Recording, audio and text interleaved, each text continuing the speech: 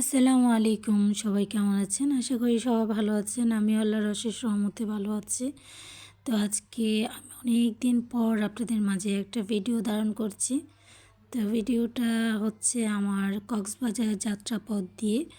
তো ডিসেম্বর মাসে ফ্যামিলি সহ চলে গিয়েছিলাম স্কুল ছুটিতে কক্সবাজারে। সেই ভিডিওটা নিয়ে আপনাদের মাঝে শেয়ার করছি। তো এরকম একটা চেয়ার কোচ বাসে আমরা গিয়েছিলাম কক্সবাজারে। তো বাসের ভিডিওটা দিয়ে শুরু করছিলাম। তো এই যে এরকমটাই ছিল বাসটার অবস্থান। তো এইভাবে আমরা চলে যাব কিন্তু কক্সবাজারে। তো সেইটাই যাত্রাপথটাই আপনাদের সাথে শেয়ার করব। যদি ভালো লাগে অবশ্যই আমার ভিডিওতে লাইক কমেন্ট সাবস্ক্রাইব করে পাশে থেকে যাবেন। আর আপনাদের সুন্দর সুন্দর মতামত দিয়ে আমাকে অনুপ্রেরণা দিয়ে যাবেন।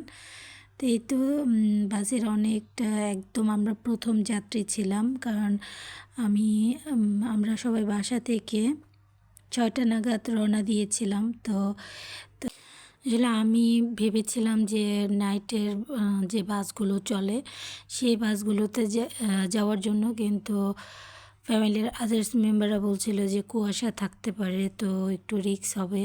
এই জন্য রাতের বাসে যাওয়া হয় না, যদিও আসার সময় রাতের বাসে এসেছিলাম। কিন্তু আসলে দিনের বেলা এভাবে যাওয়াটা অনেক কষ্টকর ছিল, কারণ অনেক দূর, ঢাকা থেকে কক্সবাজার অনেকটা দূর ছিল। কিন্তু যদি যেমন আসার সময় আসছিলাম রাতের বাস দিয়ে, তখন কিন্তু এতটা কষ্ট হয়নি। খুব সুন্দর মতো এক অনেক কম সময়ের ভিতরে চলে আসছিলাম, কারণ দিনের বেলা অনেক জায়গায় জ্যাম থাকে, অনেক রকমের থাকে। আর রাতের বেলা রাস্তা একদম ফাঁকা থাকে, তখন কিন্তু অনেক স্পিডে গাড়িটা চালায়, তখন তাড়াতাড়ি করেই আসা যায়। তো আমরা যেহেতু অনেক সকালবেলা রওনা দিয়েছিলাম, এই সময়টা দুপুর হয়ে গিয়েছিল। তো 20 মিনিটের একটা বিরতি দিয়েছিল এই হোটেলটাতে। তো এই হোটেলটাতে বাস বিরতি যখন দিয়েছে তখনই হোটেলটায় রয়েছিলাম। এই হোটেলটা কুমিল্লা এখানে অবস্থিত ছিল। তো এই যে ফাইনালি চলে আসলাম কিন্তু সমুদ্র সৈকতে। সত্যি এত কষ্ট করে যাওয়ার পরে এই সমুদ্র সৈকত দেখার পরে কিন্তু অনুভূতিটাই অন্যরকম। সাগরের ঢেউয়ের মাঝে কিন্তু সত্যি আল্লাহর সৃষ্টি। সাগর এত সুন্দর দেখতে, সাগরের ঢেউগুলো অনেক সুন্দর। আর পানির যে এটা প্রথমে তো যেহেতু ডিসেম্বরে একটু শীত পড়েছিল, তো ওরকম শীতের তুলনায় পানি কিন্তু বেশ গরমই থাকে, অত ঠান্ডা থাকে না। আর সাগরের পানি কিন্তু সবসময় এই যে পুকুর নদীর পানির মতো অত ঠান্ডা থাকে না, গরমই থাকে। তো প্রথম দিকে খুব আমার কাছে অত একটা গোসল করার ইচ্ছে হচ্ছিল না, শুধু ঢেউয়ের সাথে একটু পা ভিজিয়ে নিচ্ছিলাম। পরে ওই যে দেখতে পাচ্ছেন আমার ছেলে দুটো একদম গোসল করার জন্য কিন্তু নেমে গিয়েছে। ওরা অনেক এনজয় করেছে, ওরা অনেকক্ষণ গোসল করেছে। প্রায় আমরা আসারও সময়ও একদম সন্ধ্যা পর্যন্ত ওরা গোসল করেছিল। তো যাই হোক, ছেলেদের জন্য এবারের ট্যুরটা তো ভালোই কেটেছে আলহামদুলিল্লাহ। সাগর পাড় দেখতে খুবই সুন্দর ছিল, অনেক ভালো লেগেছে। আমরা ছিলাম 2 দিন 2 রাত, 2 রাত গাড়িতেই ছিলাম, আর 1 রাত 2 দিন 2 রাত এরকমটা ছিলাম। তো খুবই ভালো লেগেছে। আর এই তো কে কে এই বছর কক্সবাজার থেকে ঘুরে এসেছেন অবশ্যই কিন্তু কমেন্ট করতে ভুলবেন না। আর আমার কাছে এবারের সাগর পাড়ে যাওয়াটা দ্বিতীয়বার হয়েছে। এর আগে গিয়েছিলাম আমার ছোট ছেলের যখন 4 বছর বয়স, তখন গিয়েছিলাম।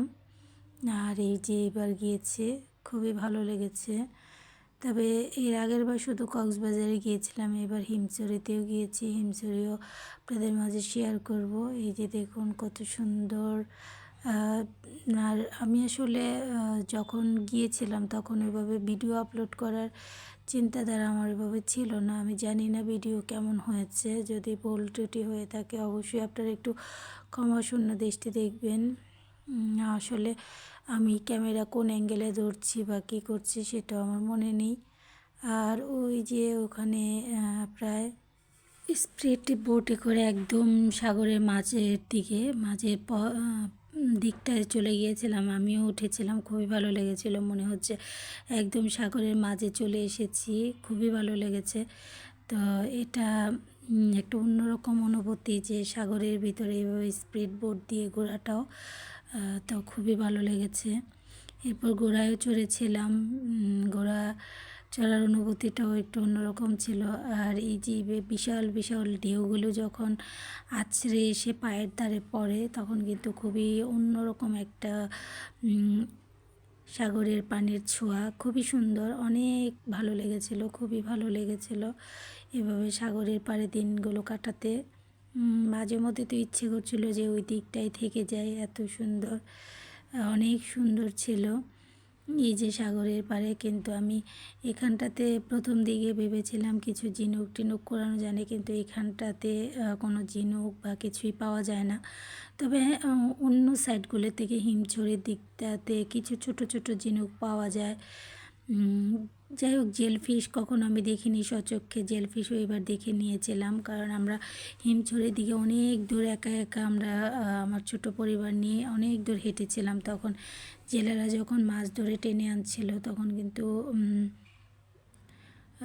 জেলফিশের সাথেও দেখা সাক্ষাৎ হয়েছে। কিছু ঝিনুকও ওখান থেকে অন্যরকম কিছু ঝিনুকও দেখা পেয়েছি, জেলেদের জালে করে এসেছিল। তো সেই মনো আশাটাও পূরণ হয়েছে। তারপরে এই যে সাগর পাড়ে এইভাবে ঘোরাঘুরিটা দিনগুলো বেশ ভালোই কেটেছে।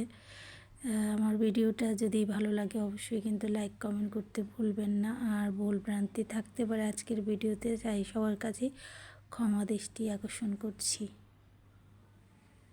আল্লাহ হাফেজ।